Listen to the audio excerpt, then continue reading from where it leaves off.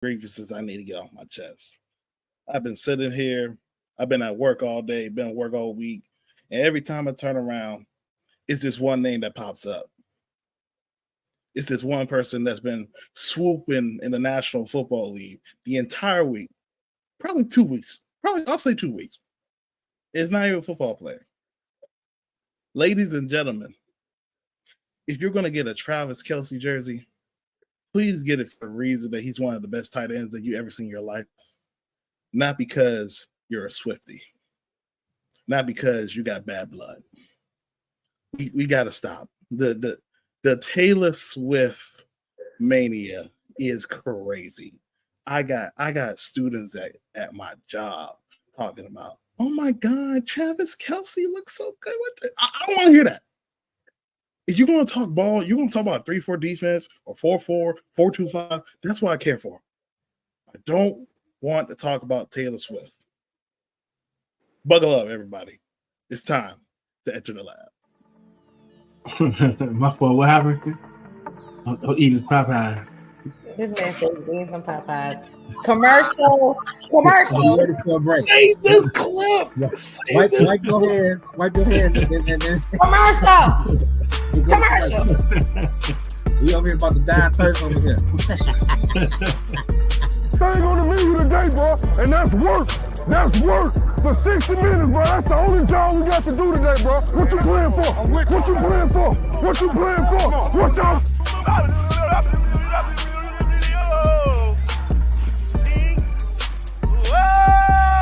Get real lonely with the mic on, bro. Just want to talk to my friends. Welcome back, everybody. It is Enter the Lab podcast, live on YouTube, live on Twitter, live on Facebook, and a couple of hours away from the pregame and also the Commanders and Bears Thursday night football game tonight. But before we even get to that game tonight, we're going to chop it up like we always do on a lovely Thursday evening. Let's see Henry with the lovely Lady E. What's going on, family? What's up, BT? What's good? Happy to be here on this wonderful Thursday evening.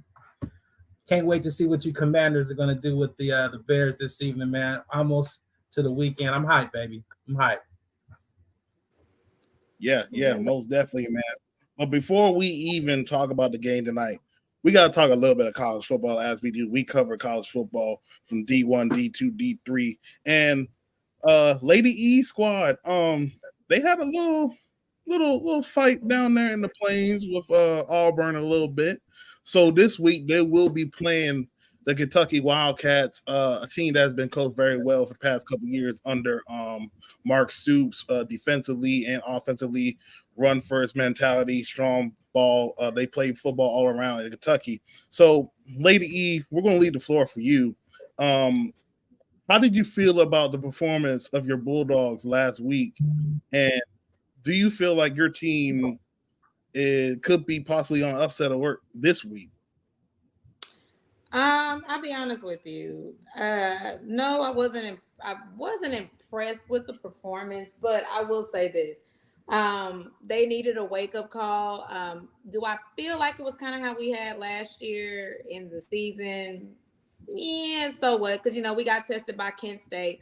And then, Missouri gave us a real good scare. And even with this one, this kind of gave us a real good scare. But if you're familiar with Auburn in the program, they play very tough at home. It's a hard place to play out there at their stadium. So, again, I'm not gonna chunk that up. We've been good before and lost there before. So to come out with a win and to come out kind of like with the dominance like we did, it just shows. Again, folks got to realize this is not the same Georgia team for the past 2 years. These are younger guys. These are people that we really gotta get acclimated to the system. You know what I mean? Beck, he's coming out. He's doing. A lot of people might not think that he's doing well, but statistically, he is. He's doing what he's supposed to do. We are taking a little bit of hit in the running back, so we are passing a little bit more than kind of with our game plan of running because we did take a little hit in our running back room right now. So we're trying to get our wide receivers going, but as we know, get a ball to Brock and he makes things happen. You know what I mean? Looking at the defensive stats against Kentucky. They're not a strong team. They're not They do well in the run game. They have a good, strong run defense, but their pass defense is not there. So if Beck can kind of get some little things going and we don't have them little slow starts. Again, we're playing at home. It's a night game. The energy's going to be there. It's going to be loud because I even seen that it's some Georgia fans coming from across the pond. So yes, it's going to be turned up for Georgia. So I feel like it's going to be a close call. But last week, again, and old dude Ray Davis from Kentucky, he's not going to have another 200-yard game. I'm gonna tell you that right now. That's not that's not going to happen. This ain't Florida. This ain't Florida. Florida ain't got no run defense. I like to hear that. I'm very, very much eager to see this game because I haven't really seen a lot of Georgia this year. I've definitely, I heard the folks, Urban Meyer, talking about a little bit about the schedule that they play, put Michigan in the same little boat because both teams, I guess, have had kind of a lighter conference schedule. So this is going to be a marquee game for Georgia. I thought the game was in Kentucky, but it looks like it is in Georgia. And they coming to good old Athens. Yeah, it's going to be a tough one. I saw Kentucky last week. They impressed me a little bit. You got to watch out for the big fella down there, Deion Walker from Cass Tech, baby. Big number 0 down there doing his thing out there. Yeah. It's going to be a good game. I haven't seen a lot of Beck. I don't know exactly, who the skill position guys are, how that defense is looking. Just looking at the box scores, doesn't seem like they've been as dominant as they've been in the past. So I'm eager to put my eyes on Georgia just to see how good, they are. We've heard so much about Michigan. We heard so much about Texas. And again, I haven't really had a chance to. I've definitely seen Michigan, but haven't had a chance besides looking at Texas versus the Alabama game, which is probably the best win that we've seen from the top teams. I want to see what Georgia has. I want to see what they got. So, yeah, I'm gonna be tuning in. I'm gonna be tuning in on Saturday night. Oh yeah, no. The thing about it is, again, a lot of the fan base is spoiled. I'm gonna say that as a Georgia Bulldog, we're spoiled because we're used to kind of taking some of these teams and want to score 40 points. But when folks got to realize this happened with Stetson. Especially in the first year when we won our national championship. Switching between JT and Stetson. A lot of folks didn't want him to play. They were saying that we should put JT in because of the arm, but Stetson was the one that opened up Todd Monken's playbook. So that's kind of where we sit. So again, it's learning curves. We got a whole new offensive coordinator down there in Bobo, and we've seen him before, and I think he's starting to get into his groove. I think Beck is starting to get a little bit comfortable with himself. The defense just got to settle in just a little bit. So again, when you're dealing with young boys coming off of a back-to-back national championship, the pressure is kind of high. The pressure is very high, but we just still got to remember these are all new guys we're working in. These are young fellas coming in. So yeah. Yeah. You got a score prediction for this game, E? As our little, I'm not gonna jinx my babies right now. I'm not gonna jinx my boys. I'm not. I'm a wait because it is. Okay. I feel like it is gonna be a close game. That I can say I can't see Georgia pulling away like we did with Auburn late in the fourth quarter. But yeah, even with them trailing like they were trailing last week, I think the quarterback kind of threw him off with him running. Nobody didn't expect him to run like that. So that is pretty much kind of said. But like I told people, I said, look, Kirby's gonna get these boys together. They're not running like that on us. That run game is going to be tight. That passing game is already tight of what it needs to be. We just need the offense to do what they came here to do. Get a ball to Brock. Be a beast. Yeah, I definitely agree with everything you guys are saying. And to be honest with you, I'll even say this.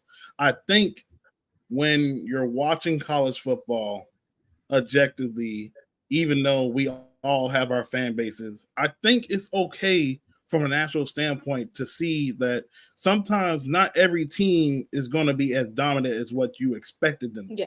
Yeah. I think this is very good for college football because now when you're looking at the landscape, you're starting to see, okay, you're starting to see these different teams like Michigan. You're starting to see teams like Oregon, the Pac-12. Sooner or later, they're going to start to devour themselves down the stretch with all the big games they have. And you see that it makes college football a little bit more interesting, more intriguing, because there hasn't been a dominant team yet. But when it hits October, when it starts to get cold, that's when you start to see which team starts to gradually improve down the stretch of the season to become national champions. Yeah, man, I agree with you. Some good football being played in the Pac-12, some good football being played in the ACC as well. The Big Ten and the SEC definitely playing some good ball. The Big 12, man, they got some good ball going on. So yeah, we're definitely going to see a lot of great matchups now that we're in conference play, and I just can't wait, man, for everything to kind of shake its way out. Yeah, I mean, somebody was saying this, and I even kind of said this. I feel like because of kind of how some people's schedule are, there's going to be some losses. Some people are going to take some good losses. So honestly, I don't see somebody going in undefeated. If they do, congratulations. But right now going into that last little that 14 playoff, I don't see anybody going undefeated, to be honest with you. Not the way some of these teams are showing up and playing. Some of these teams, again, I'm gonna put in emphasis. Nobody didn't think Colorado State was gonna play Colorado that hard like they did. So you got teams. I mean, I even seen your Wolverines, Henry, just looking like what's going on, So it's a lot of teams where there's still some question marks. There's still some things. I'm not going to say that there's not one team that's dominant right now, but everybody's looking beatable at this point, to be honest with you. Yeah. Another game that I'm going to be looking at is that Texas-Oklahoma game, because again, those are two teams. Yeah. I think Texas is number 3. People have said Texas basically looks like the best team consistently out here in Oklahoma, and that's a big rival for them. Probably their last game annually, if you will. You know what I'm saying? Nah, they're gonna keep it. I don't know. The way this extension is going, man, you're gonna be playing almost 10 conference games. So no, trust me, I believe it. But because of the tradition that is, especially around the Texas State Fair, that's money. The city of Dallas is going to step in and actually say, look here, it's their revenue. That is their revenue. That is, besides the PV and Grambling game, that Texas OU brings so much. I'm gonna cross my fingers, and we'll have to clip this one up. I'm gonna tell you, I don't think they play that game annually. It may be biannually, it may be every 3 years, but it's gonna be hard to schedule that game annually. When you in the SEC, you're gonna be playing 8 or 9 ranked teams. The SEC about to be 20 teams in 5 years, gonna be 20 teams out there. So to do all that and to schedule that type of competitive game every year, I don't see it. But we'll see. We'll find out. Yeah, I believe you, but we'll find out. We'll see. Look, like I said, it just if they do that, I don't know what the city of Dallas is gonna do. Cause like I said, because I'm going out there this weekend, so I ain't seeing the game. They could find another game. I think they could find another game that'll be very, very. It may be Texas versus Alabama, or Texas versus Georgia, or Texas versus whatever other team is, in the SEC. But a couple of years, it might be Texas versus Miami, Texas versus Florida State. Them will still bring them out. Them games will still bring them out for sure. We'll see. The Cotton Bowl, because they about to put money in to fix the Cotton Bowl up too, because they're about to redo that. They just said and brought that back out, so they're about to redo the whole entire Fair Park out there. So like I said, I'm gonna tell y'all how it goes. I'm not going to the game, but I'm gonna tell y'all what the environment is. I learned my lesson going to that game. When I'm telling you, they shook you up. Look, nah, man. Let me tell you something. You don't mix alcohol with football, especially not Texas football and OU football. You don't do that one. So come on now. You giving me the I retired eyes. I did. Look, baby, catch me at the Grambling and PV game. At least that was a little bit more calm. You giving me the never again eyes. Like, yeah, that was a time, but never again. Baby, because they shut Fair Park down. They be in the fair. They be like, it's packed. So I'm good. I'll go to the fair on Sunday. Y'all can have Saturday. Yeah, that's an interesting comment though, Henry. If that happens, that's definitely going to change college football, especially I think I just seen the Big Ten with Oregon. They already dropped their our schedule next year looks ridiculous. We got Oregon, we got Ohio State, we got USC, we got UCLA. I believe we have Washington. And that's just going to be the regular run-of-the-mill schedule. I don't know where Penn State falls into this. Michigan State is going to be one of our protected rivals. But again, though, we had protected rivals. They set that in motion before we decided to add Washington and Oregon. So can we protect the rival? Those I think it was two or three. So now I think that's going to be a little bit in peril. Yeah, we lost one of ours, unfortunately. So normally in South Carolina, the revenue for South Carolina is like that was their main thing. Because again, this is Columbia. We're talking about a military town. But we don't play USC Junior next year, unfortunately. And we were actually supposed to play there, but that kind of how you gonna hit them that's with what USC we call it. We call them USC That is Junior. Yeah, that's what we call them. USC Junior. Junior, like exactly. That. Nah, we don't like that. So, but and that was pretty much because we played there. That was like part of the, like, if you ever been to Columbia, South Carolina, you know that that's really a college and military town, to be honest with you. So to have that game there and bring in a lot of people, because again, we're not that far from Columbia. We're like literally like 3 hours away from Columbia. So it's, especially if you live in Athens, that's like a 2.5-hour drive to get over there. So that's a good revenue for them. And unfortunately, we don't have that. But we kept the game with Florida, and I think we kept the game with Georgia Tech. But we added Texas, Alabama. We still got Tennessee. We got I want to say we play Mississippi State next year. So again, they should have voted on that Georgia Tech one. The thing about it is, I think I don't know. I think that's probably gonna be that one that they probably gonna try to keep, because that's for the Governor's Cup. That's for the governor. Okay. So, when the last time Georgia Tech won that cup? They need to give it up. 2015. Look, 2015. That was the last time they won that cup. Was 2015. Other than that, I was a sophomore in college. That was the last time they. Yeah, I call them the bumblebees. So that's what it is. We don't like the bumblebees. We swat the bumblebees. Nah, all I can say is thank y'all for Calvin Johnson. That's all I can say about Georgia Tech. Oh my God, but man, shoot, that's actually crazy. It's the crystals that I like from somewhere around Georgia Tech. That's all I know. The little drive-in hot dog spot is right there by Georgia Tech. That's all I know about Georgia Tech when I be down in the city. Hey, all I'm gonna say, all I'm gonna tell you is this, like this. When you have a team that could literally, when it came down to it, and this is literally legitimately real, Georgia Tech is in the middle of downtown Atlanta. So when you see nothing but University of Georgia sponsor and marketing around your college campus, and you really don't see not one little marketing for your team or your nothing like that, that's why Georgia Tech get mad talking about we're the real team in Atlanta. Good one. Nice one. Like you're good. That's a good one. So with that being said, while we're keeping on with the college topic, Lady E, last week you dropped your top 5 wide receivers of college football. We're going to give you the stage to drop your top 5 running backs in college football. All right. So this is, what one of the people Henry's going to be very happy for. Again, I haven't really watched Michigan this year because Michigan likes to come on when Georgia come on for whatever reason.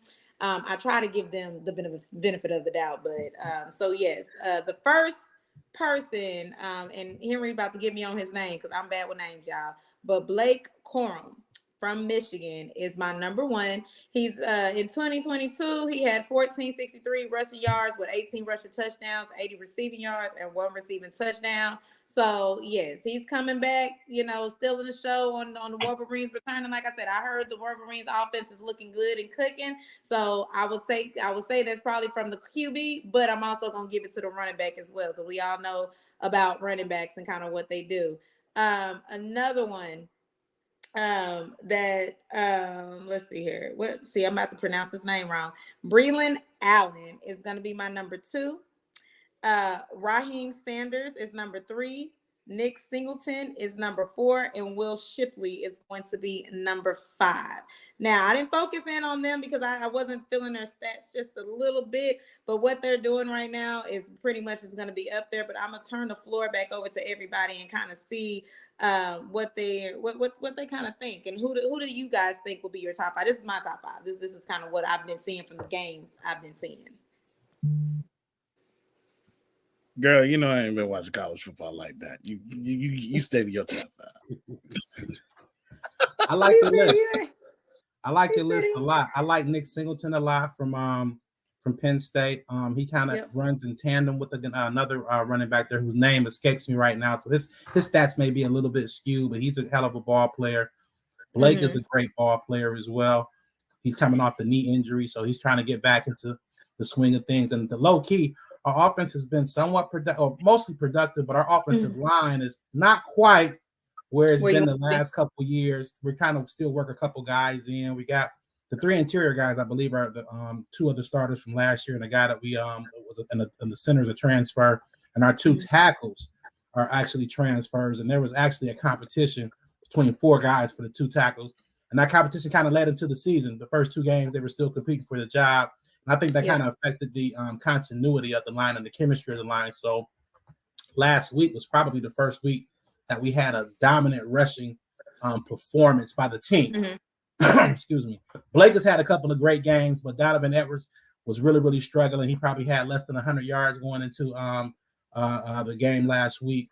Still only had 48 on like 7 or 8 carries, but they let about 8 or 9 guys run the ball last week. So, but I like your list a lot. It's a lot of exciting players. I think the young man from Kentucky who you mentioned earlier, he's got to be somewhere around there because he put 200 on him and he looked nice. He looked nice.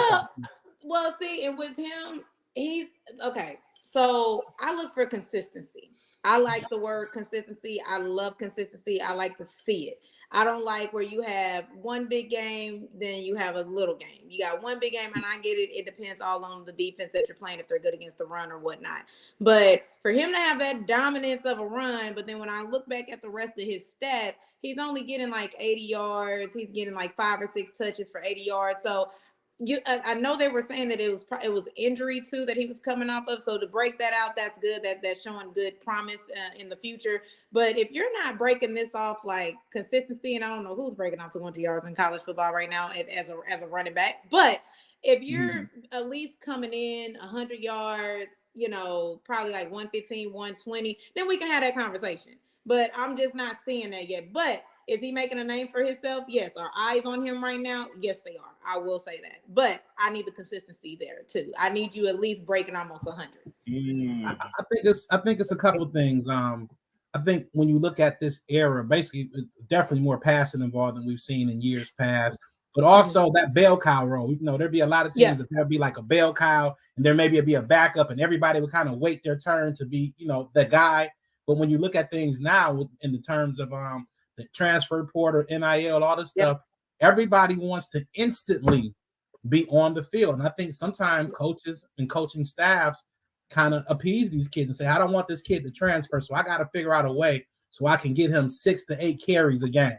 And that's going to take away from your lead dog who leaving next year. And this guy, you got 3 years or possibly 2 or 3 years with, you know what I mean? So I think you're seeing that a little bit. Again, the proliferation of the passing game. And again, it's still very early. Some of these teams are still kind of saving some of these guys to, for conference play. Again, some teams definitely like Michigan has played a very, very light non-conference schedule. And I think it benefits us because we have a younger team, kind of like Georgia, and it just gives them time to kind of gel and develop. You know what I mean? So and it does. I think as we get into these conference games, some of these tougher matchups, you're going to see the cream rise to the top, and we're going to see some of them guys get those 150, 200-yard games. But yeah, it ain't no Barry Sanders out here right now. I don't see none. Braylon Allen, the young man, the big fella from Wisconsin. I'll throw his name out there. And the young man from Notre Dame, I've seen him the last couple of weeks. Estimate, he looks like a solid pro prospect. So I'll just throw those names out there as well. But great list, Lady E. I see you. Look, and it wasn't even a Georgia player on there. So I'm impressed. Hey, I'm impressed. Look. The much love I have for Georgia, my running back room right now is a little shaky. I'm not gonna lie. We have Edwards. It's just too much talent. That's what it is. It's just one can't shine because it's just too much talent. Yeah. I mean, Edwards, he's doing his thing. He's coming out there. He's showing to be one of those backs that it takes about 2 or 3 guys just to tackle him down. But like I said, I'm all about consistency. You know what I mean? He's just now coming back from injury. So once I see him on a consistent basis, and then we can have that conversation. But other than that, I just need that consistency. I'm not seeing that. But from these guys, they're out there showing out, doing that. So I don't think we'll see a running back going the first round next year, but maybe top half of the second. Okay. That was a great list, Lady E. Cannot wait for this week of college football. So we're going to go ahead to the NFL real quick. And this was one big topic heading to week 5. We've pretty much seen a couple of the teams so far. Some teams are little bit starting to separate themselves. Some teams may have had a little flashback to reality this week. If we had to say right now, with the AFC and the NFC conference, who are the superior teams right now and why? I hate to say this. Oh, I hate to even put them in the conversation. Like, Don't go there. No, ew, I just hate to put them in the conversation. But Speak from your heart. Speak from your heart, like we in church. No, it ain't speaking from my heart. It's speaking I don't like them. But no, you have to give it to the 49ers. You have to get it with them having Brock Purdy back there. I think a lot of people had a lot of question marks about Brock Purdy. Was it a fluke? Or was it real? And right now the 49ers are showing it was real. So they're coming out, they're dominant. They're undefeated right now. So it's showing. Second team, and they got a game on Sunday together too. So we're gonna see who's gonna be that dominant force this upcoming Sunday. Because the Cowboys, yes, they had a bad loss against the Cardinals. I like the fact that how they bounced back against the Patriots, even though a lot of people already had them penciled in and scheduled in to win against the Patriots. But it's not about that they're automatically, it's how they won. And I feel like that's what a lot of people got to understand is what they did. They bounced back from a horrible game with the Cardinals and came out and showed dominance against the Patriots. So I hate to say that. And then to round it all off for the third ones, I mean, the Eagles are still in there. But I will say this, the Eagles are looking a little bit beatable. They're looking beatable. I don't know if it's because they're still trying to, on the offensive side, still trying to figure out with their new offensive coordinator and how Jalen Hurts can get out there and kind of take control of it. Again, Swift is showing that a change of scenery can help. He's dominant right now. You know what I mean? AJ Brown is still dominant. Their defense is not that same dominant defense as we saw last year. Again, I know they got a couple of new fellas on the line right now, like Jordan Davis is playing a little bit more time, and Jalen Carter is in there as well. So I don't know. I know they lost. They lost a corner, didn't they? They lost Maddox in the slide. The Max. Oh yeah, and you can kind of tell a little slip off in the back in the backfield a little bit with them losing that. So they're looking a little bit beatable, but I still have faith in them. But those for the NFC are my top. We'll talk about the AFC, but I'll let Henry get his NFC in. I think I'm right there with you. I think when you look at the NFC, I'm looking at this game with Dallas and San Francisco as really a determinator, an eliminator, if you will. But so far, San Francisco has definitely been very, very impressive team. I don't know really exactly who they've played per se. I don't think they played in a premier game so far. So this is definitely going to be a key game for them. Dallas had the bad loss to Arizona, but I still think when you look at their roster, San Francisco, Dallas, and Philly kind of stand out a little bit in the NFC. I agree with you, Eve. Philly looks a little bit disjointed, but I think that's to be expected. You had some change on the defensive side of the ball in terms of some of their players that they lost. They lost their entire linebacking crew, if you will. Got some young talent infused in there, but they are facing a couple of injuries. I think your guy from Georgia is out, the linebacker. I can't remember his name. Nakobe Dean. Yeah. So definitely some problems there. Like you spoke to Avonte Maddox not being there in that secondary. Also, C.J. Gardner-Johnson is not there as well. We're seeing them a little bit more vulnerable to the pass. So those are my big three, and I definitely want to see whoever wins this game is probably going to go somewhat to the forefront. To me, the game between San Francisco and Dallas. I thought the game was in Dallas, but I guess it's in San Francisco. So yep, they're playing in Santa Clara. It's gonna be a good game, man. And I don't know how it's gonna go, but yeah. I'm gonna throw out some honorable mentions on there too. Shout out to your team, Detroit. Shout out to the Lions. Shout out to them. Just happy to be here, baby. And then He's happy to be here. I hate to say this because out of my division, but who would have thought that Baker Mayfield would have the Bucks where they're sitting at right now? I told y'all about Tampa. I told Yeah. y'all about Tampa, man. They got a veteran roster everywhere besides quarterback. You know, they were solid. Tampa, all right. Yeah. Hey, So those are I'm my a- 2 honorable mentions. Hey, I'm gonna say this right now. Sterling Mitchell, if you're watching this right now, march together at Shaw University. It's our homecoming week. I'm sorry. I doubted the Bucks this year. I'm giving you flowers, good brother. I'm giving you flowers. Baker Mayfield and the Bucks look absolutely wonderful this year. But for me, the NFC is really interesting, right? We talk about the teams, and I would definitely have to say the 49ers are probably the cleanest out of the group that you can name between the Dallas and the Philadelphia Eagles. Of course, Philadelphia, the loss of both coordinators that were in the Super Bowl last year is starting to show that very well. A little bit of personnel change, some injuries back there. Dallas, you know, I think the biggest thing for them is scoring in the red zone. When it's time to make money, they're not making money. And that's something I'm really worried about. And I had conversations with, you know, a couple Cowboys fans, and it's like, no, we're gonna be straight, man.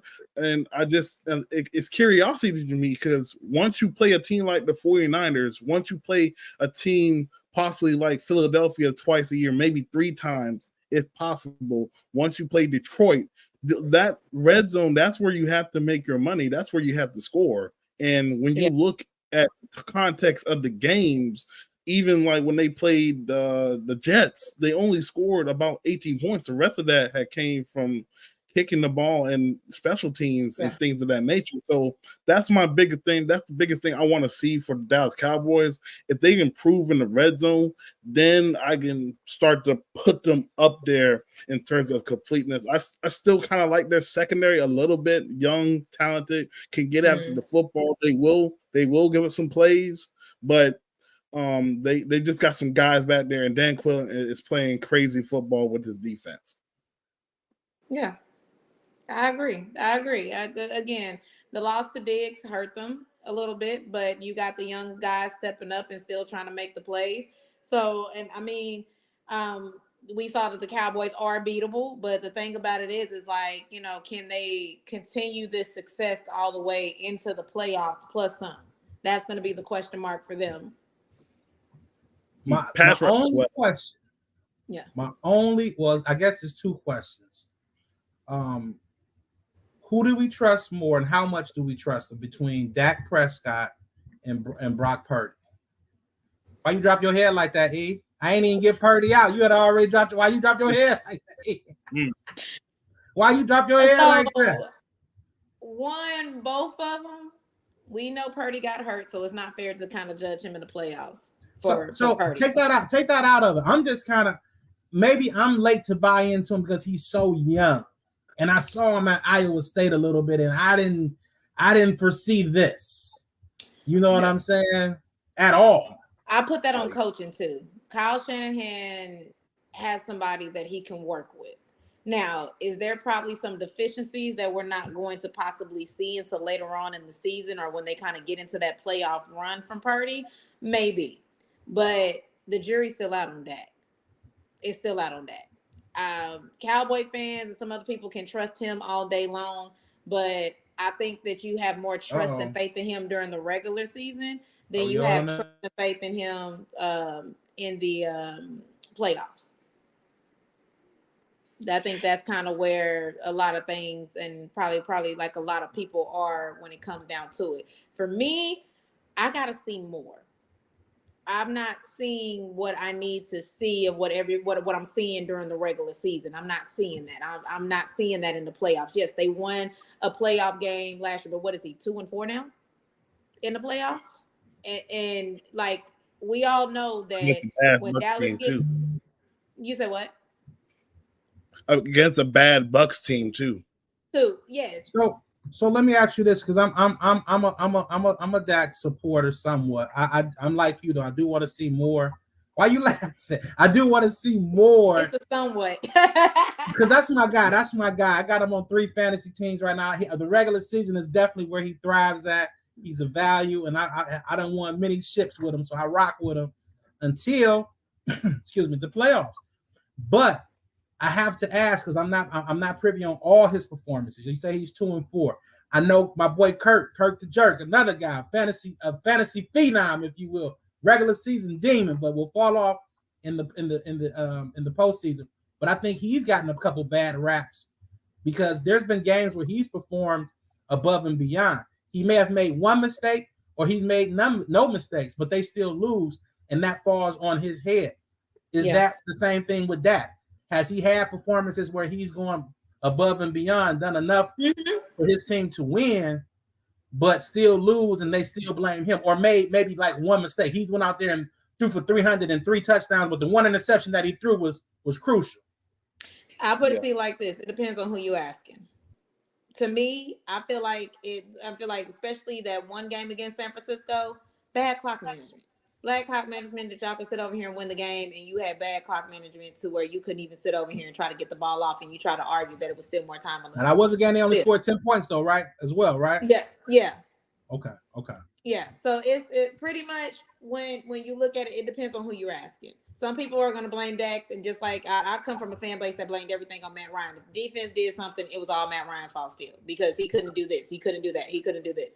So depending on who you're asking, you have some that will blame it all on Dak, and you have some that said, well, it was a team effort and different things like that. Now, Dak has a little following that he's good for 1 or 2 picks in a game. Sometimes those picks are critical that he makes. So again, he thrives in the regular season. It's the postseason where we're not seeing what we have seen in a regular season. And it's the same thing. I know people are going to get on me about this, but I literally call Dak Tony Romo 2.0 because you are dang good during the regular season. Damn good.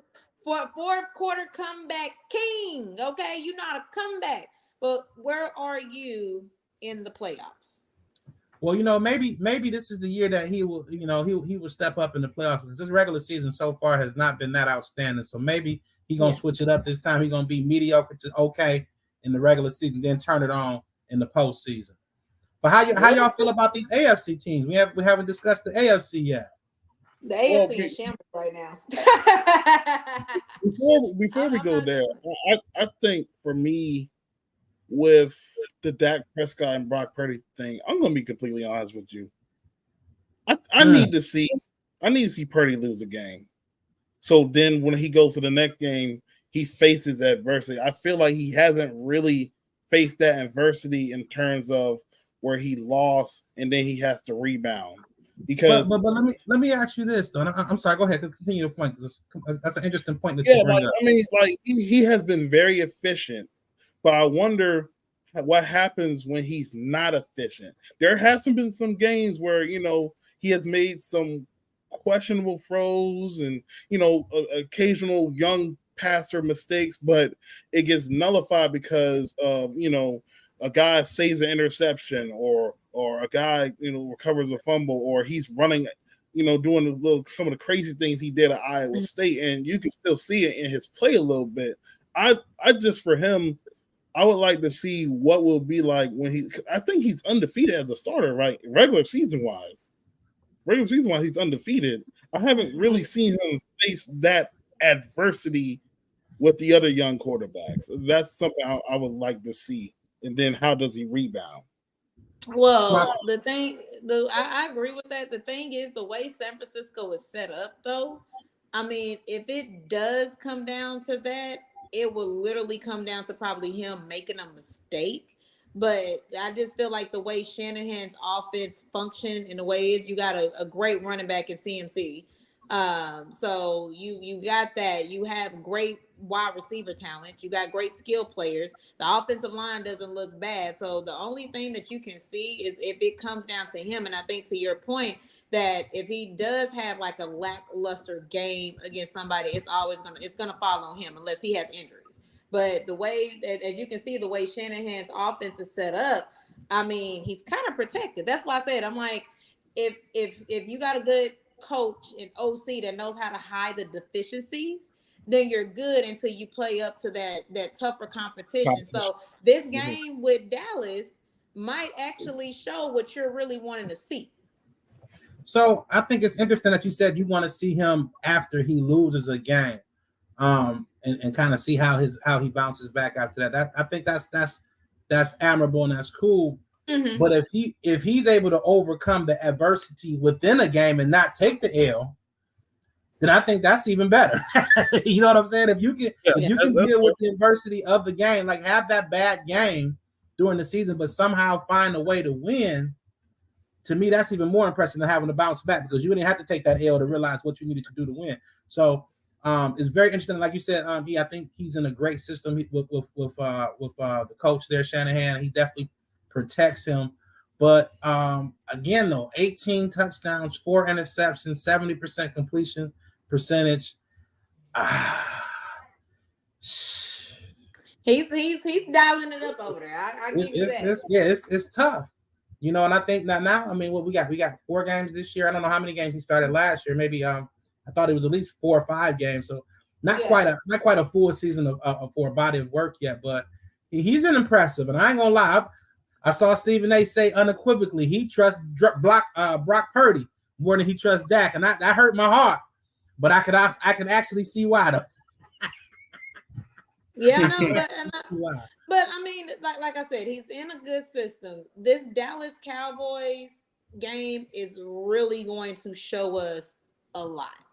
It's going to show us a lot, because I'm not going to say that he hasn't faced, because I think the 49ers paid the Rams too. So I'm not going to say he hasn't faced a good stout defensive line, but you're facing a defensive line right now that can pass rush from any edge, that can pretty much stop your run, take away your best weapons. But I'm not sure how good Dallas is in the passing game though.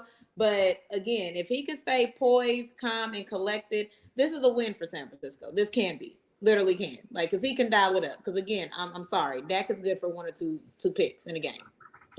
Dak has to beat that turnover. You can't have any turnovers in this game. So that's how I feel about it. Okay.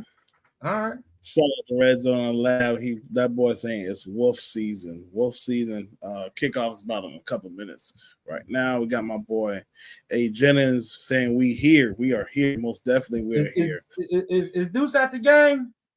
Oh yeah, you already know. He told me he had I need him to go to the coaching box, man. I need him to talk to Brian Robinson and get an EB ear. We need 12 targets.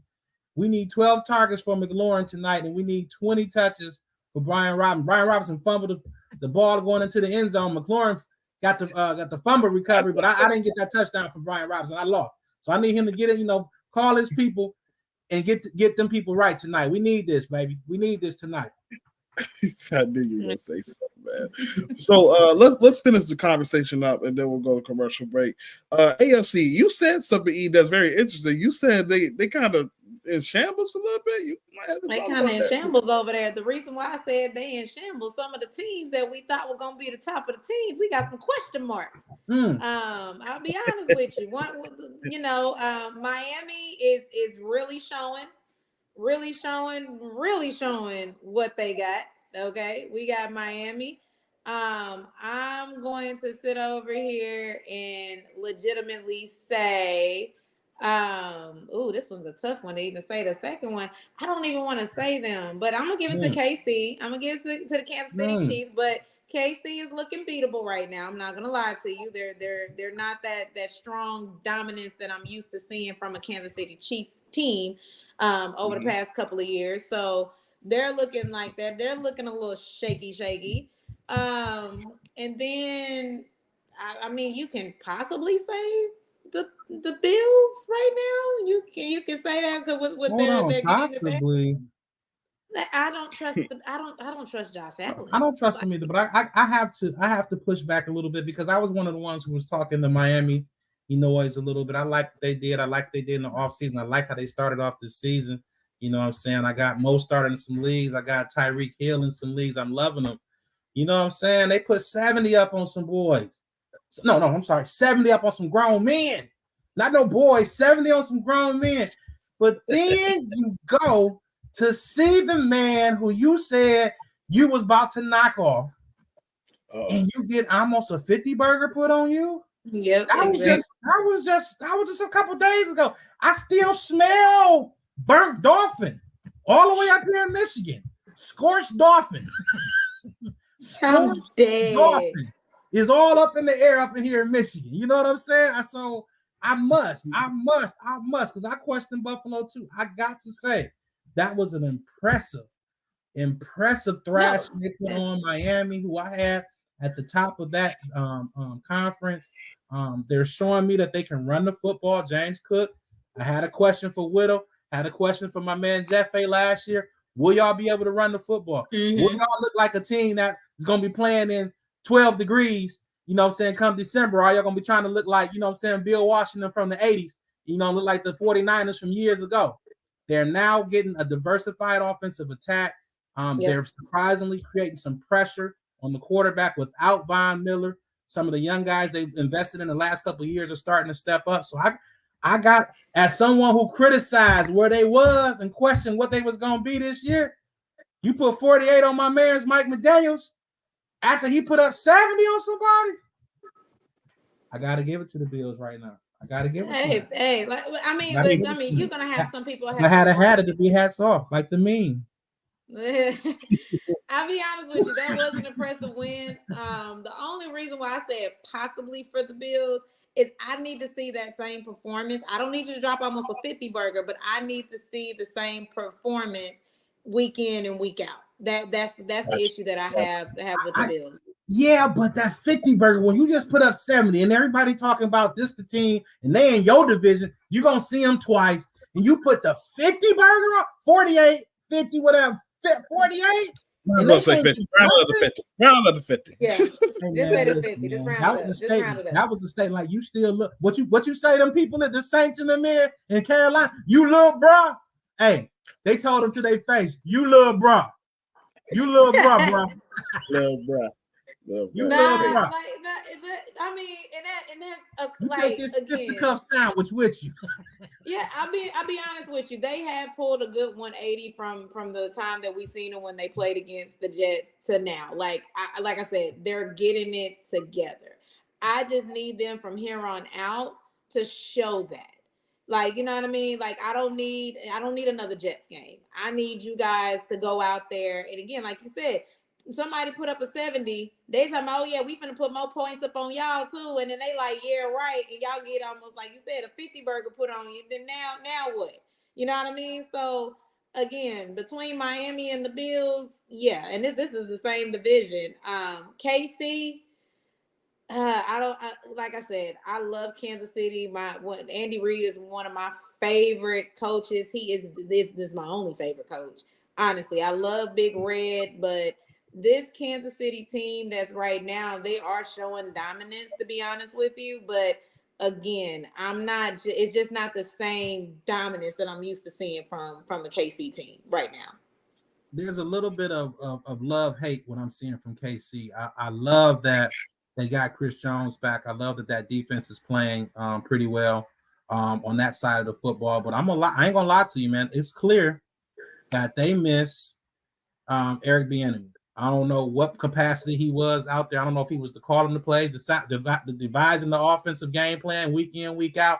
But Matt Nagy ain't Eric Bieniemy. Whatever synergy Eric Bieniemy had with Andy, it ain't there right now with Matt Nagy and them. So he's definitely missed. And again, that offensive line is a little different. Even though they brought in Orlando Brown, it's still not quite as tight as it was last year. The pass catchers, I mean, we talked about Juju maybe being mid. If he mid, then these guys, I don't even like to say trash or garbage or none of that, you know what I'm saying? Because I might run into these folks one day, you know what I'm saying? Yeah. But if he mid, then they below that somewhere. So it's not the same. Kelsey looking straight, but not great. And he got his eyes up in the sky looking at the Swifties, as my boy DT said. So he a little bit, you know what I'm saying, distracted. I don't know. They still look good. They still a problem. As long as you got Mahomes out there, they're gonna be a problem. But I don't know, man.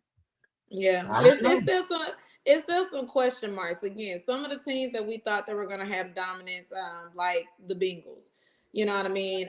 They got to get it together. You know what I mean? The Ravens are showing that you know they're there, but they're quiet, and they're a little bit too quiet for my liking from a Ravens team. Then you got, you know, we got the Browns that are out there. They've been on and off, you know, turn on that light switch on and off. Don't know what's going down there in Jacksonville right now because the Colts are showing, and now you got the Texans popping up out of nowhere. You know, coming when everybody thought that they were going to be a down. So right, that's why I said the AFC right now is kind of in shambles of what a lot of people thought was going to be the dominant teams over in that conference. I'm worried about the Steelers.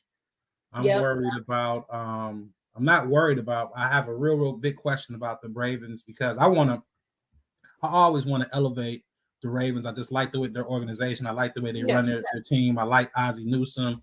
I like Jim, whatever the other hardball is that's coaching them over there. And I like Lamar. And I just want them to elevate to that, to be mentioned with those teams like Kansas City and Miami and those other teams. But they took that bad loss to Indianapolis, which right now they don't look like a terrible team. But what do you think they have to do to generate that same type of excitement that, you know, a team like a Buffalo does, a team like a Miami does? What do they have to do to get into that upper echelon in the AFC? Because now they're on my honorable mention. I mean, the thing is, they got a new offensive coordinator, and if you're familiar with Todd Monken and his scheme in itself, what I even said before, Todd Monken is gonna make Lamar Jackson be a QB. Like you're gonna the wristband gotta go. Like you're finna be a QB. You finna go out here, you finna read these defenses, and you finna call these plays. You finna understand these plays. You finna do that. And I think with that, I honestly think that probably should have been eased on him just a little bit so he can get used to it and kind of get comfortable. But you know, again, injury bug hit them strong, and they're running back with JK. You know, and he's this, I think it really is. I think it's just still figuring out. Some people said that the Ravens really didn't have a defense before hand, so that might be another one of their downfalls, is that defense on that defensive side of the ball. But I think once they get used to Todd Monken's offense and kind of how it's run, it's going to do wonders for them. It's going to do wonders because that offense is set up for Lamar. It's set up for the type of team that they have. And again, we all know when you have a new play caller coming in, when you're so used to something, it takes time to get acclimated. And I think we're going to see the growing pains this year. But I feel like next year they'll be fine when it comes to it. Get a couple more defensive pieces, kind of shore up that defense a little bit, and we can talk about them. It's just this year, I think we put a lot of expectations on it. With the whole contract signing and them getting you know, with them $260 million contracts come a lot of expectations. It does. And, you know, he got the wide receiver. Super Bowl of bust expectations. Exactly. So it's like, you know, I think we put a lot on him, not realizing it was going to be growing pains with him as well. So again, do I see that they're going to get it together kind of close to the end of the season? Yeah, we're going to see the Ravens team that we thought that we were going to see at the beginning of the season, but it is going to be growing pains. Okay. All right, great discussion, everybody. So after this, we're going to take a quick commercial break. And when we come back, we're going to preview Commanders versus Bears, give our game picks, and we're going to give you some fantasy ideal tips for this week.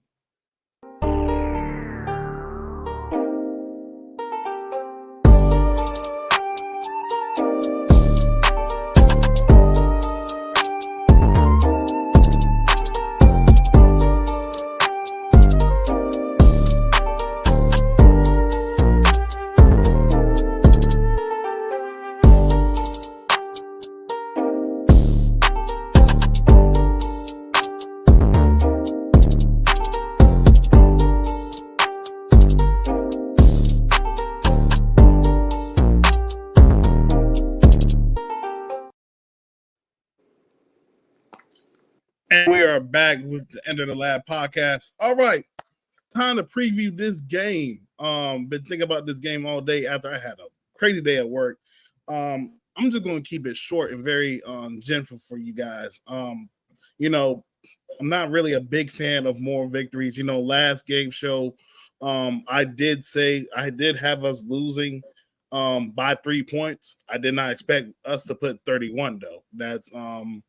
That was very impressive effort by the offense. So now I'm looking at this game tonight, And, looking down the stretch of the schedule, the defense, this is a chance for redemption. This is a chance to get yourself back in action, get some of the nicks and knacks out the way for the stretch in order for us to at least get a wild card this year. Things I see for this game, Justin Fields just coming off a great game he had Sunday. You got to contain him because once he uses his leg, he's one of the most dangerous athletes on the football field to play so far this year, close to Lamar Jackson and Jalen Hurts. Another thing I like to see for this defense is, make plays on the ball. Too many missed opportunities for this defense. Mm-hmm. And, the young kid, Emmanuel Forbes, he got tested last week, and, a lot of backlash in terms. I do understand the fan base with, they should have switched and probably put St. Juice or somebody else on AJ Brown. But hey, look, sometimes your puppy just gonna have to get popped one time before he turns into a real dog. And for Emmanuel, not your puppy get popped. Not your puppy get popped. Sometimes the puppy just gonna have to get popped, man. Look, he NFL for a reason. He played in the SEC against some of the best. So now you play against two legit wide receiver, possibly ones on an Eagles team, Devontae Smith and AJ Brown. You're going to play them twice a year. So I expect them to have a rebound game, especially from Sunday. And the biggest thing is I see for the offense, I think the offense is going to definitely move the ball tonight. I don't know how many points, but a lot. Terry, Brian, we need a lot. You're talking about your fantasy points. But I definitely feeling the vibes for this game. I got a Commanders dub coming up. How do y'all guys feel? I feel it. Right now, it's a lot of dysfunction going on in Chicago. Trust me, because my Falcon fans are thinking that we can pull off a trade with Chicago to get Justin Fields. So there's that. So yeah, I really just feel like at the end of the day, with everything being said, yeah, y'all can pull it out. Y'all have the defense. Y'all do have the offense. If Sam Howell is good enough and can run through everything, limited the turnovers, y'all be good. Y'all just got to make sure y'all keep Justin Fields contained. That's the whole goal. So yeah, I do see that as a dub tonight. I'm gonna tell you what, man. This is one of those. I'm not gonna say it's a must win because I don't believe in really must wins until we get later in the season in situational type situations. But this is a should win situation, man. And I'm gonna tell you, if you don't win the should wins, then the should wins become must wins later on in the year. So I'm gonna tell you, y'all better win this game. If y'all don't win this game, it's gonna be a whole lot of upset folks in them spaces tomorrow. Chicago's lost 14 straight games. Defense is not looking good. Sam looked good in that game last week. I wouldn't call it a moral victory. I think moral victories are when you don't expect to be in games and you're closer than what you expect. It's nothing wrong with a game. You come up a little bit short against the Super Bowl runner-up. You kind of see it's a measuring stick. You find out where you're strong at. You find out what you need to improve on. I don't think it's any shame in that whatsoever. Close but no cigar. Just let you know how much farther you need to go. So it's no shame in that. But this game, man, hey, man, like I said, I need a lot of points, man. I need a lot of points from Terry. I need a lot of points from Brian. And I don't care if it's about my fantasy team. Today, DT, me and you in this together, bro. You know what I'm saying? We're in this together. Sam I am to be I am, goddammit. You know what I'm saying? He needs 5 touchdowns. 3 of them to Terry. And 1 to Brian. That's what we need from him. We need a 35-17 thrashing of the Chicago Bears who are in the NFC North. We don't want them to win a NAN game. We need y'all to do what y'all need to do, man. You know what I'm saying? Yeah. They doing it for clicks.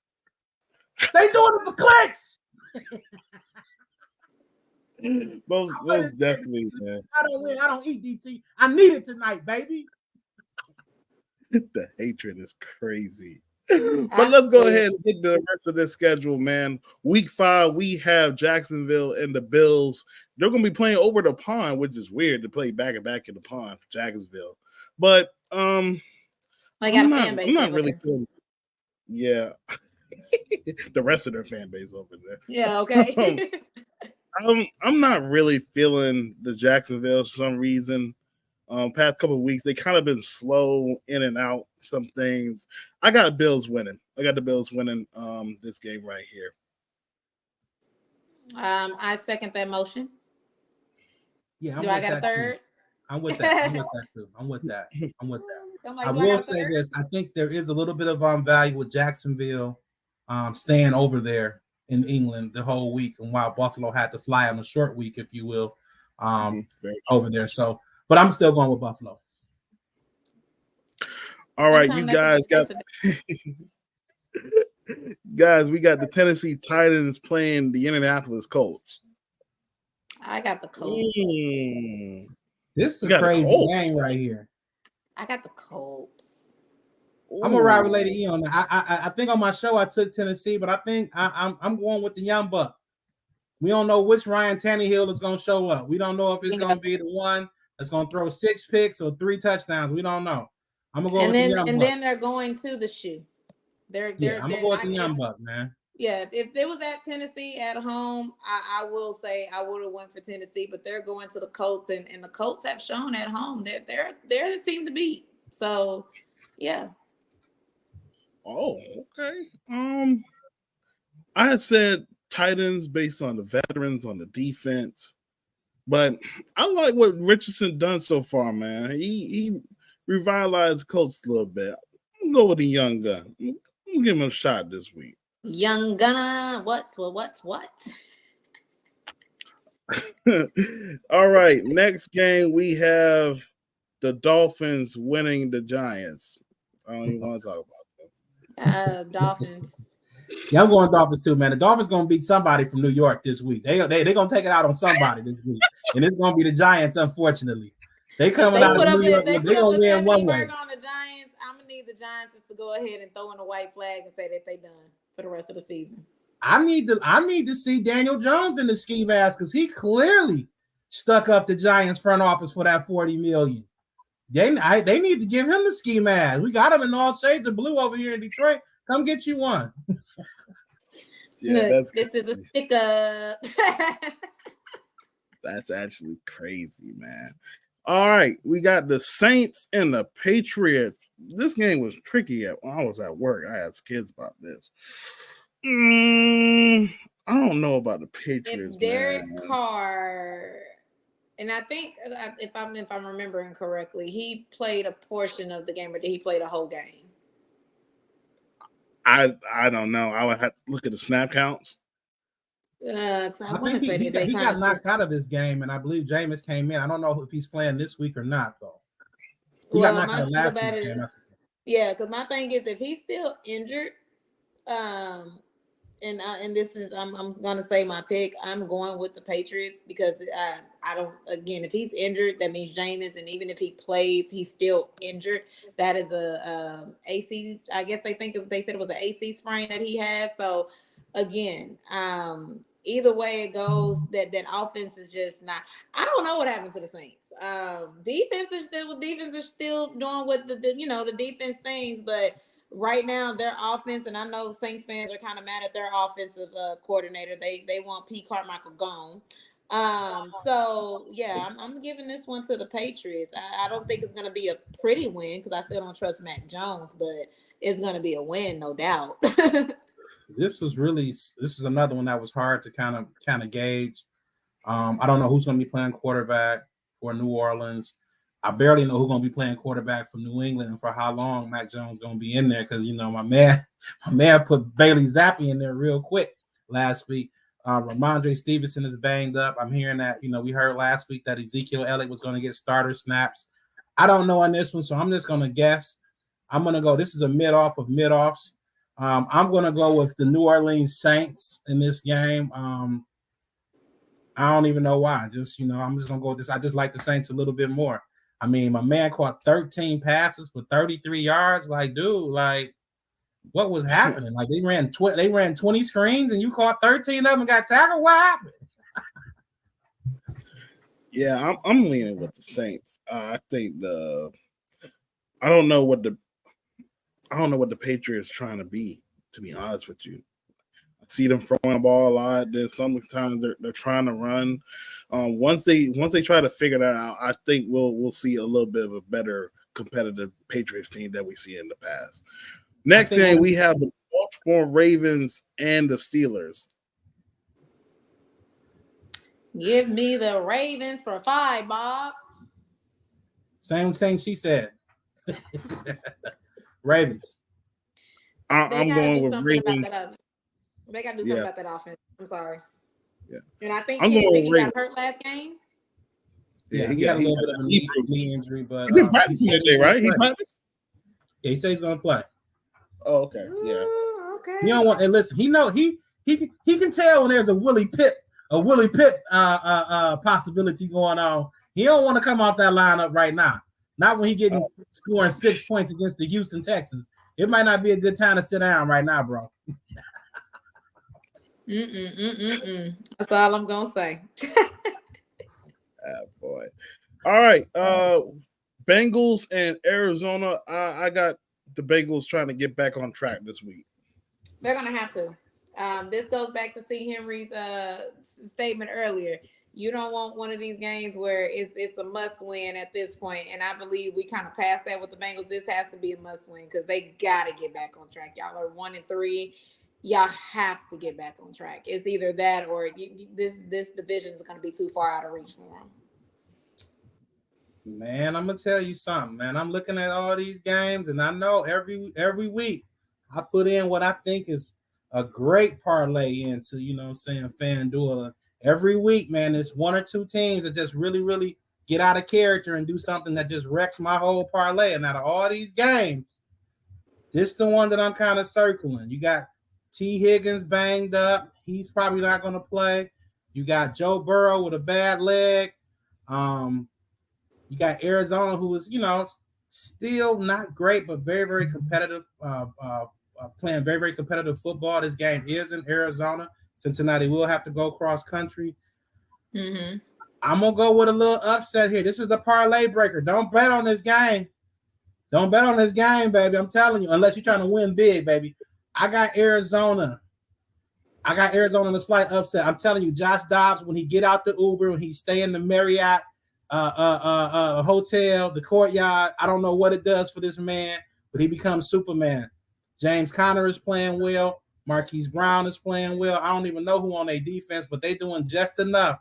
And I think they popped the Cincinnati Bengals in this game. Can we clip this? I mean, listen, I'm gonna be right or wrong. It's 50-50, baby. Hey, shoot or shoot, though. Shit.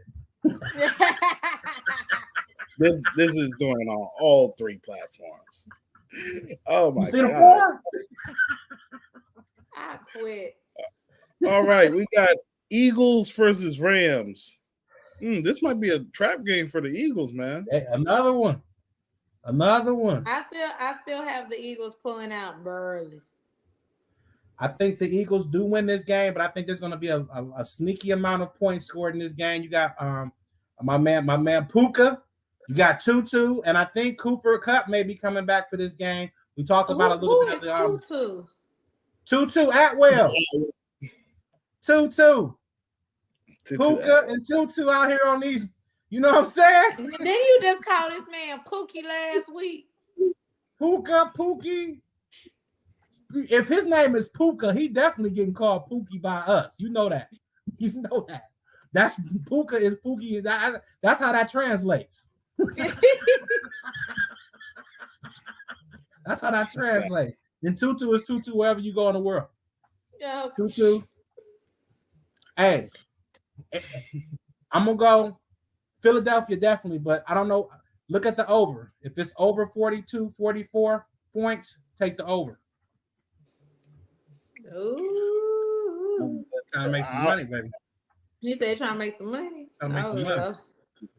I'm gonna lean with the Eagles. I think it's gonna be a very close game. Somewhere comes down to the fourth quarter. All right, we're gonna speed these last four, and then we're gonna get to my lovely co-hosts, their teams. The Jets and the Broncos. I got the Broncos winning. Ooh, I got the Jets. Hey man, they said Brees Hall supposed to be free, man. I'm gonna go with the Jets, man. Denver got a terrible defense. Free Brees Hall, Brees Hall, and hopefully my man can duplicate his performance from last week. Yeah, I'm Exactly. going with the Jets. Yeah. Chiefs and Vikings. I got the Chiefs. Chiefs. Chiefs. Ooh, here we Hopefully the go. wide receivers show up. Here we go. Cowboys and 49ers. Give me the dudes in the bay. I gotta go. I can't stand the Cow. I'm going 49ers. Okay, hold Hey. on. Take your heart out of it. Take your heart out of it. Nah. Okay. Okay. Okay. 49ers. Okay. Listen here, man. My heart is saying 49ers, but my mind is on some Stephen A stuff right now, man. What will get us more hype about these Cowboys than a big win over San Fran in San Fran, where Dak Prescott answers the call, has one of the best games of his life, do something like 25 or 38 for 300, 3 touchdowns. He get to running again, shaking and baking, get in for 1 touchdown. They beat him. Next thing you know, Dallas is going to be the favorite. Dallas is going to be the best team in the NFC. Dallas is going to be all that, and then they're going to lose to some boys from Detroit with some ski masks in the second round of the playoffs. I think this sets that up perfectly. I'm going Dallas. 24-23. Dallas beats the team in the Bay. Sets them up, props them up from the rest of the season. Then they're going to let us down and break our hearts at the end of the season. Probably to the Detroit Lions. So, yeah, that's what I'm with. I like that script. Write that in the script. That's not part of it. That's Back not part of into the call, baby. Light skin is back in, baby. Oh my God. All right. I quit. Like, Why? It's back. I don't know why. You know what I'm saying? I don't know why. We back, baby. That's all I can say. Lord, man. I can't. They in the Bay. That's all I gotta say. They in the Bay. Where we go stupid, go dumb. They might too. They might. They be fighting like a mug up not to stand, man. They do. They be going crazy out there in San Fran.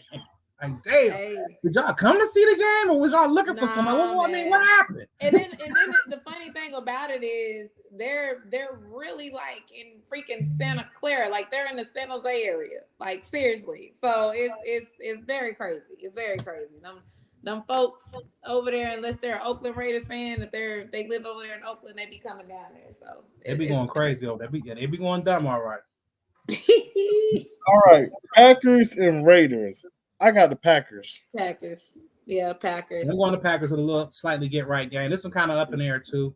But a slightly get right game. Is Jimmy okay? Jimmy playing in this game, or is it going to be Aiden O'Connell? He should be, but that's if he cleared concussion protocol. Because wasn't it a concussion? Yeah. Yeah, that's if he clears. And that's crazy because I thought he tore his knee up the way he went down that one time. I didn't even know he was concussed. I was like, oh, his ACL that mug is ACL, MCL, PCL. It's out of there. I quit. All right, so we're going to get to y'all games for this week. The Panthers will be heading to Detroit to take on the Lions, and Houston Texans will be heading to take on the Atlanta Falcons. I got Atlanta winning this week. I think Desmond's going to rebound from a bad game at the pond. Bijan, I think he's going to go off. Rushing and passing. Is it my turn, or is we gonna go Lady E? Lady E, you want to go last on this one? You got the prayer hands. She praying in Jesus' name. Okay. I had to get that one out because all I'm gonna say is this: we gotta win this one. There's no ifs, ands, or buts about it. This is a must win. Not a should. This a must. No, this ain't a should. This is a must. Because I promise you, I know DC been in the spaces right now, a lot of Falcon fans are on that Black and Mild Twitter. They are screaming and hollering for Justin Fields to come in and try to come save the day right now. If we have CJ Stroud looking like a 10-year vet, I'm going to say the whole entire fan base is going to come crumbling down. Oh, no. It's going to be World War III within the fan base. Folks are going to be calling for Arthur Smith's head. They already after Dave Ragone, and somebody just called this man DJ Drama today. You know, I even said it looked like he don't know what he doing, and folks got to realize Dave Ragone came from the freaking Bears. He came from the Bears that had Justin Fields looking the way Justin Fields looking. So again, yeah, we got to take home the W on this one. We have to. We going in, you know, being 2-3 after a very good start, kind of shaky a little bit. And then after seeing that performance, you know, against Detroit, and then come back and have kind of like a similar performance against the Jaguars, folks are saying we're wasting our good defense, we're wasting this, we're wasting that. We got to do something. So right now, my fan base is on needles and pins and on edge right now. They ready to jump ship. Oh Lord.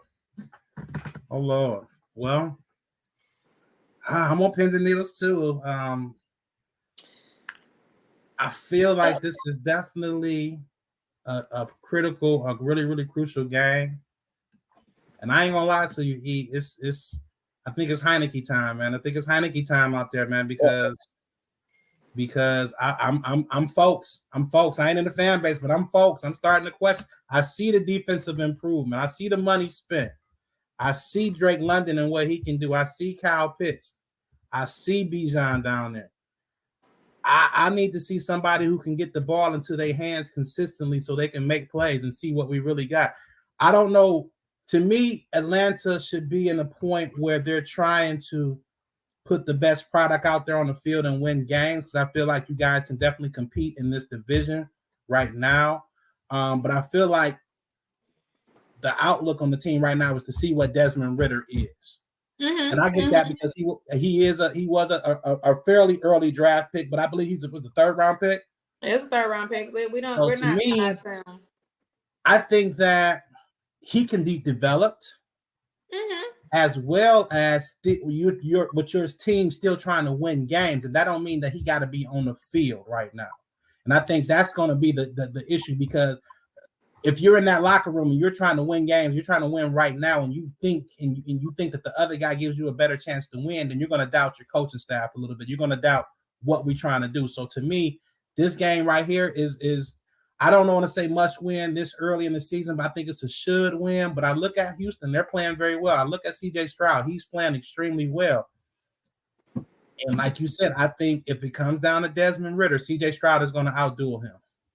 Oh yeah, and the thing is, with the issue that I have with what we're working with right now is that this play calling is a lot different than what he had at the end of last season. You know, I don't feel like he should be throwing over 30 times, like limit the throw. But I think what they want to do is have a balanced offense to try to help with that running game and do that. But I'm just like, your bread and butter is running. I don't remember Ryan Tannehill throwing the ball when he was with when Arthur Smith was with Tennessee. I don't remember him throwing the ball like that. They were running it down people's throat with Derrick Henry. So they were a balance. They were balanced team. There were times he got up to 35, 34, 35 throws a game. And my question is, did he win that game? I mean, you know, I don't know. Sometimes they won, sometimes it didn't happen. But the key part to it, though, they could do that because they did have that balance. And I think that when you look at the Detroit game a little bit, the run portion wasn't there. When you look at Jacksonville, I think they just kind of they got down a little bit early, and they kind of went away from their initial game. They were trying to catch back up. Yeah. So I think it's going to be key for them to stay close and keep that and have that success running the ball, because Tannehill really, really excelled from play action. And Well, if see, you and that's the thing. That's Desmond Ritter's butter. We don't have no rollouts. We don't have no play. We don't do that. Like you're but it having ain't this gonna. Well, I don't know what happened with Jacksonville, but if you running against us and you only go on 12 to 27 yards, we're not gonna respect the run action. You know what I'm saying? Because it's not, it ain't popping like that. So Jacksonville's defense is not that strong. We could have done something. If you seen in the fourth quarter, I'm like, well, where the hell was this play in the first three? You see what I'm saying? And even when we played against Charles in the fourth quarter, they were trying to come back. Where was that same play? You know what I mean? So it again, like I said, and I've been saying this, and I'm standing down this hill. The team is not helping Desmond Ridder, the coach not helping Ridder, and Ritter's not helping himself. You can't have all that dysfunction and think that something is gonna happen. I'm gonna go Houston in a very close game. It can go either way. It can go either way. It can go either way. Look, I'm glad we took up most of the time because I don't even want to talk about your game. It's the Detroit Lions. Oh, it's gonna be quick. Listen. We need to win. We need to win. I'm not overlooking Carolina at all. They came in and smacked us up last year. So we need to. This is a revenge game as far as I'm concerned. It's a trap game. It's a revenge game. It's a game similar to. Look, DT. Do you believe what's coming out of his mouth right now? I mean, I'm serious. Every game is gonna be a battle for us, man. We not in position to claim anything except Jesus. Hello, that's all we can claim right now. It's Jesus, our Lord and Savior. Okay, that's it right now. If we win, hey, we can celebrate. But again, we thought we was gonna beat them last year. They ran all over, so we need to take care of that business. That's it. And I'm going 28-20. There's gonna be it's gonna be a tight game, even with young Bryce. I mean, now if he don't come out here on his stuff, then we're gonna have to bless him. But if he come out right, then I can see a tight game. I'll see a tighter game with Andy Dalton. But go ahead. Not. But the same premise about the Atlanta game. Give the old man a shot to give y'all a shot to win, and let the young boy develop a little bit more. That's all I'm saying. Because it's hard to learn and make these reads when the blocking and stuff ain't right up front and you running around like crazy. Let the old man who can kind of set everything up, see what's coming. Hey, I need the protection to slide over here. I need to slide up. And you see him? And that's the mic. Guys who know what the hell going on out here. He coming. Hey, he coming. Hey, look here. He coming. I don't know, but I think so. Be ready. I quit. That's that veteran in them, man. That's that veteran. Y'all got me hyping here, man. I ain't even got it on Prime. What's the score? Ain't no score yet? Ain't no score yet. Okay, let's do this. 7-0 Bills. I'm dead. Yeah, man. So I got the Lions rebounding from last year. They ran for like 300 yards against y'all. Man, right? that's what I'm trying to tell you, man. They pulled our skirt up, dog. We were showing thighs, draws, everything. We was exposed. You was exposed.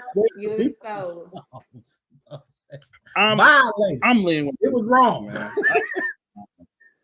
I don't know what the Panthers are going to do. They're still trying to find a wide receiver one. Hopefully, I don't know where they're going to find one at during trade deadlines. But with that being said, your boy Thielen, when he playing with Dotson, he looking like that guy. Oh Lord, here you go. Oh, I'm just saying. Don't want to hear that. They don't want to hear that, bro. They don't want to hear that. Bro. Hey, look, he over here starting stuff. I'm just saying, but I think what's my man? Because I know you real familiar with the Carolina fan base as well, lady. I think my man is it a D General in they fan base? Yes.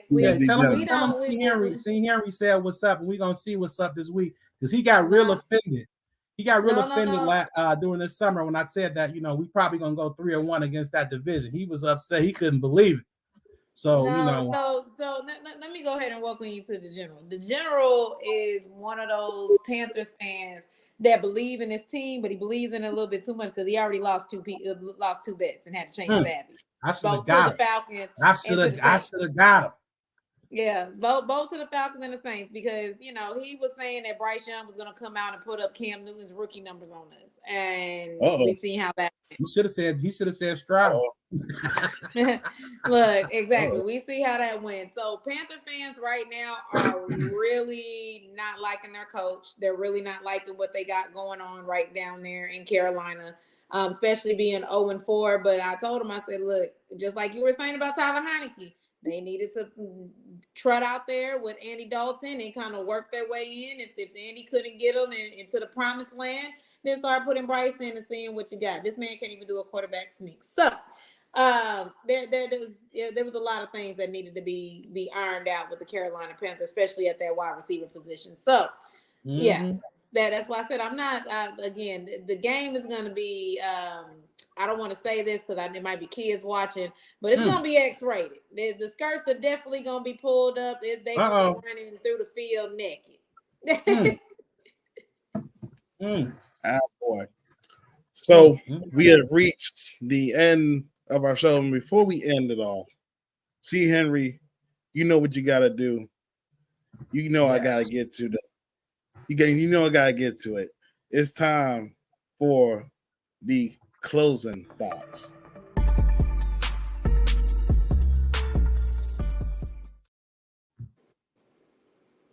Yo, real quick, man. We're going to go through some fantasy starts of the week, man. And I'm going to start right here, right now, with the Thursday game at the quarterback spot. I'm like both of these guys. Somebody already told me. I asked DT what the score was. He ain't say nothing, but he ain't telling me Justin Fields has already gotten the end zone right now, and it's 7-0. But Justin Fields, I like him this week. Sam Howell. I definitely did. I definitely like Sam Howell this week as well at the quarterback spot. Again, sleeper, deep sleeper. I like CJ Stroud, man. He's been really, really hot of late. A couple 300-yard games in a row. Got a great group of folks out there to throw to. Definitely get him in your lineups if you're having a problem at the quarterback spot. At the running back spot, man, I'm going to go James Conner. I picked Arizona to upset Cincinnati. I'm going to go James Conner in this game. Right now, the 15th ranked running back in PPR scoring. He's getting it done in the passing game as well as the rushing game. And again, I think he finds his way into the end zone. I really, really like the LA Rams and the Philadelphia game. Again, I think this is a game that's going to have sneaky score potential. Kyron Williams has been a godsend off the waiver wire. I think he finds his way into the end zone again. Also, DeAndre Swift, definitely a mid to late round steal for folks. I think he has a big game as well. Also, look at Isaiah Pacheco versus Minnesota. The Minnesota defense is terrible, and Isaiah Pacheco seems to have taken over that backfield in Kansas City, so definitely get him in your lineups. At the wide receiver spot, I'm still real big on Terry McLaurin against the Chicago defense. They're terrible. Get him in your lineups if you didn't. Also, again, I like that Rams and that Eagles game. I like Devontae Smith. I like A.J. Brown. A.J. Brown is probably a no-brainer, but you got to get Puka and Tutu. Puka and Tutu, yes, them dynamic duo. Get them in your lineups this week. Philadelphia gives up a lot of yardage in the passing game, so you definitely want to get them in your lineups. Tight end spot, I know it's nasty. I know it's like a wasteland, but hey, man, I'm gonna give a little bit of a benefit of the doubt to my man Fergalicious, Jake Ferguson from the Dallas Cowboys. I think he can possibly get in the end zone and help Dallas at their red zone woes. Also, Hayden Hurst versus my Detroit Lions. They're one of the worst teams against tight ends. We saw Kyle Pitts come in here and catch 6 passes a couple weeks ago. So that proved that we definitely have to get better at the tight end position. So definitely get Hayden Hurst in your lineups. Hopefully we get up early on Carolina. They'll have to throw the ball to kind of keep up. Get him in your lineup. Last but not least is an oldie but goodie. My guy, Zach Ertz again. I'm picking the upset, Arizona over Cincinnati. I'll probably be wrong as I done said it 3 times, but this guy I think is going to have a good game. Look for 5 to 6 catches, 50 to 6 yards, and possibly stumbling into the end zone, which is great for the tight end position. Man, we just trying to help you win championships, baby. Thank y'all for listening in. This is Enters the Lab.